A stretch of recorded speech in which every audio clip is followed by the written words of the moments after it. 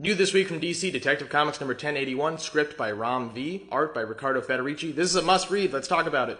Ram V is a versatile comic book writer who has written such titles as Swamp Thing at DC, Venom at Marvel, and has won awards for his independent work such as The Many Deaths of Layla Starr. And now this far into his Detective Comics run, the man continues to not miss. His work on Detective Comics began all the way back with issue 1062, which promised a 5-act opera for The Dark Knight. Since then, this narrative has spanned the past and the future, the disturbingly realistic and the absurdly nightmarish. In short, this work is unlike any other title we've had under the Detective Comics banner, and feels like something that DC would typically relegate to a 6-issue Black Label series.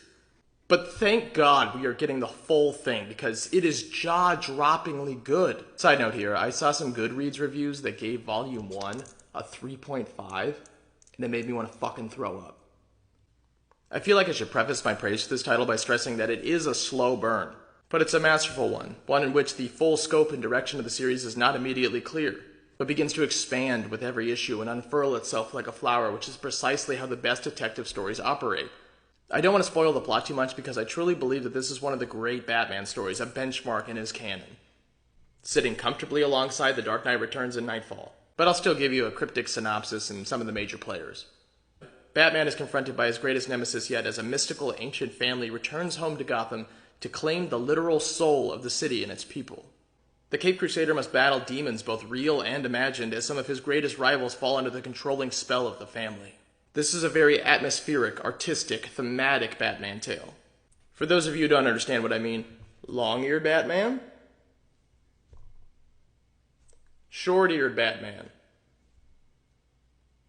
If you haven't read this series yet, then you're in luck because the second volume comes out the second week of February, so you can get the full grasp of that slow burn I was talking about. Again, this is some of the most imaginative yet technical and entertaining Batman you'll ever read. I'm personally giddy over Ram's intelligent, emotionally driven use of Mr. Freeze and Two-Face, two of Batman's most iconic villains that often get relegated to background goons.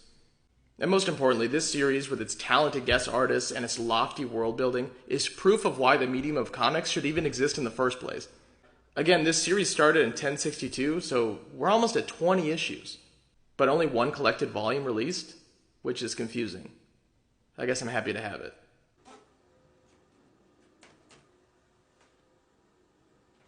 What are you still doing here?